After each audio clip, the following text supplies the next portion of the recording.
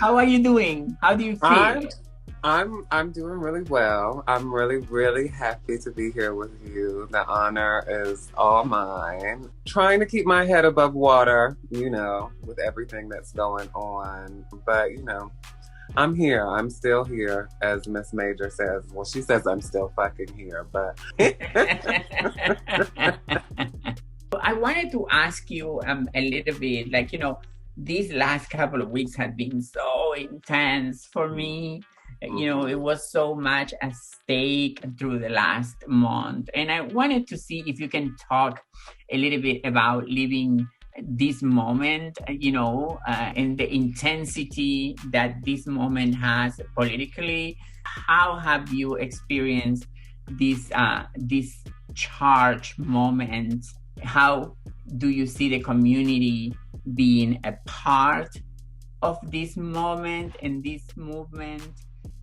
2020 has been really paradoxical in a lot of ways because we're seeing such great amounts of death. We're seeing so much violence, but we're also seeing a lot of uprising. And I think we're seeing the trans community specifically really benefiting kind of from what we have been able to witness this year. I think with coronavirus keeping us all inside, it kind of forced us to be an audience to kind of the conditions we were living in a very different way.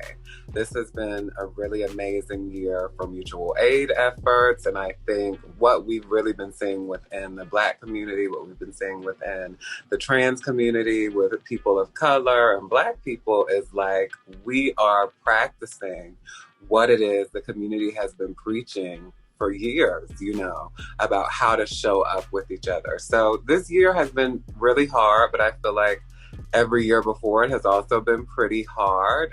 We're dealing with some new enemies this year with coronavirus, and obviously the election and what appears to be a coup that is building, in Washington right now.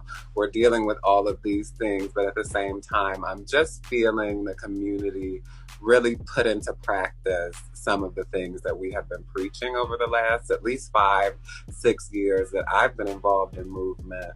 We're putting that stuff into practice. So it's been difficult, but I have been really pleased to see so many organizations and so many people able to secure funding, like Glitz getting that huge win with their over $1 million donations, so they could actually have a place to house and take care of trans people. We've just seen a lot of wins, I think, this year, even though there's been so much loss. I know this year has also been the deadliest on record for trans people, which they say every year, with I think it's 34 people have died this year. So I don't know. It feels like a paradox. It's been terrible, but there's been so much success and so many trans people have been able to thrive.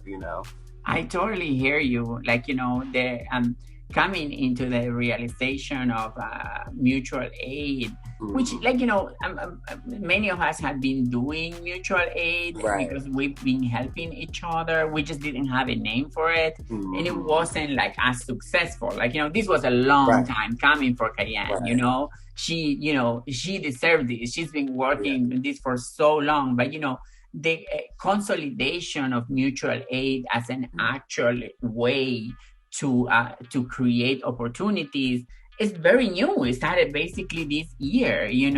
and in the middle of a pandemic, and Mm-hmm. it's so incredibly important. I wanted to ask you, how do you see the Black Lives Matter movement in relationship with trans people, and how Black trans women change the language Yeah. of Black Lives Matter? This year again has been really interesting because it has kind of forced us to have to pause, and have to really not only witness but sit with what we've seen. I think early in this year when the pandemic was really intense, I mean, it's still really intense, but when there were lockdowns and we were all kind of sitting ducks. You know, we didn't know what was going to happen. There was a way we were forced to kind of reckon with what we were seeing beyond just it happening kind of as a part of the media cycle like it normally does.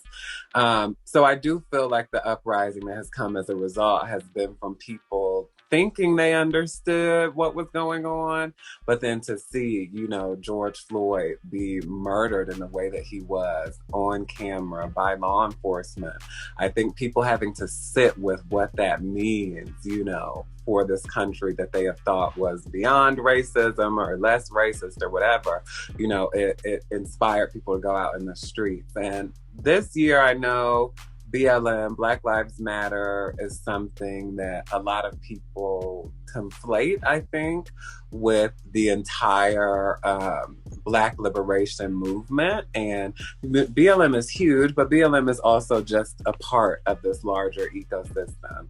And I'm somebody who has worked directly with BLM back in 2014.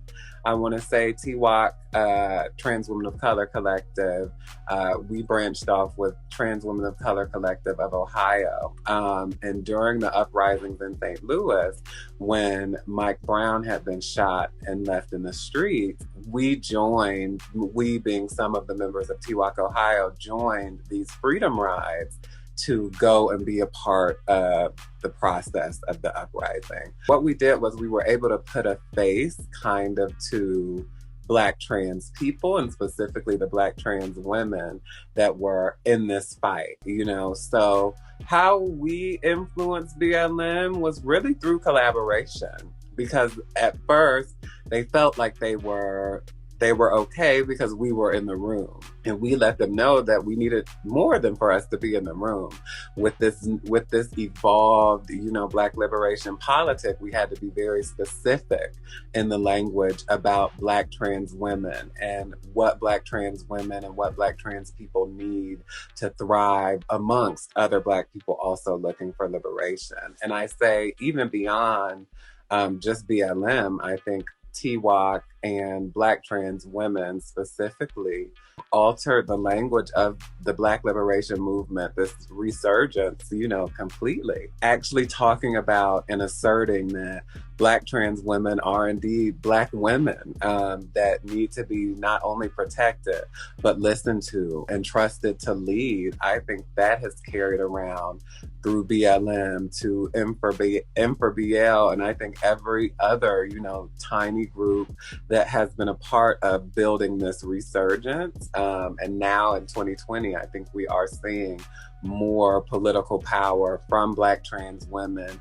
not just in gay organizations, because I think historically it has been through HIV and AIDS advocacy that Black trans women have been able to flourish, but not necessarily in the general Black population or in the general fight, you know, for racial equity. So I think now we're really seeing the fruits, and we've been seeing the fruits of that over the past few years, of that labor of Black trans women holding BLM accountable and taking them to task about what it means to actually support all Black lives. Because though BLM was founded by queer Black women, that doesn't mean that they're not cis. You know, it doesn't mean that they understand what Black trans women are going through. So I think, you know, TWOC Ohio, Laverne Cox, you know, Janet Mock back in the 2013, 2014 time, there was a lot of work being done to make sure that Black people understood Black trans women as a part of this fight. What happened was back in 2014, 2013, the push was beyond pronouns, because I think after 2010, early, 2011, 2012, we were seeing a push for pronouns. It's so important to get people's pronouns correct. What we did with BLM was we pushed BLM to understand that it's not just enough to get our pronouns right, it's trusting the leadership of Black trans people, because we are so, marginal to the community, most communities, but even the Black community that is looking for liberation. And I think over the past 6-7 years, what we have seen is many different Black trans women being able to access leadership roles in the community, being able to build their own organizations, being able to have their own careers in journalism, in the nonprofit industrial complex. You know, people have been able to thrive beyond just being underneath someone's thumb. So right now in 2020, we're seeing like Blitz, you know, we're seeing the Marsha P. Johnson Institute. We're seeing who else? We're seeing For the Girls in New York and Black Trans Femmes in the Arts. We're seeing Black trans people take their leadership roles without having to get permission from their counterparts, their cis counterparts and their cis queer counterparts.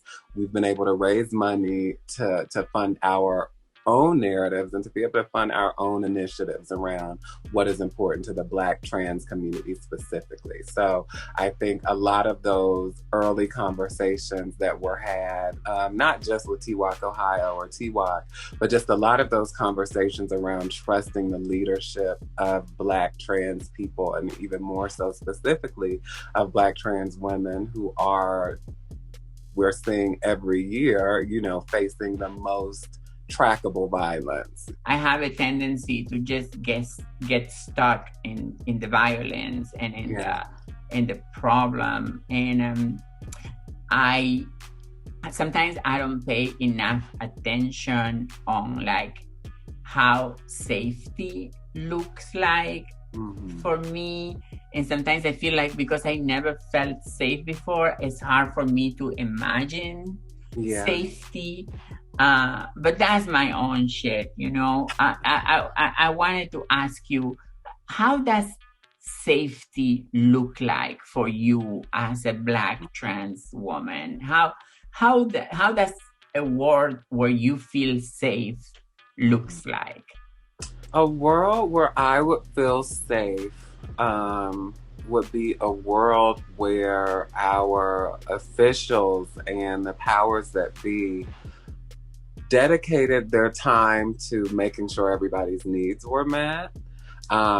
Because I do often think about what does safety look like just for me, but once I realize kind of the reason things are unsafe is because people's needs are not met, you know. People need things in the world. People are lacking things in their families, in their childhood, in their developmental years. And they're going out in the world and having to figure out how to get those things that they once lost or that they've never had, you know. So for me, how I would feel safe in the world is if people's needs were met by our government, if housing wasn't a partisan issue, if food wasn't a partisan issue, you know, if wages, you know, weren't something that our elected officials were arguing over as if, you know, it had anything to do with their lives. I think that would make me feel safe, knowing that people had a place to sleep at night, knowing people had food to eat and people had the means, you know, to bring their dreams to fruition.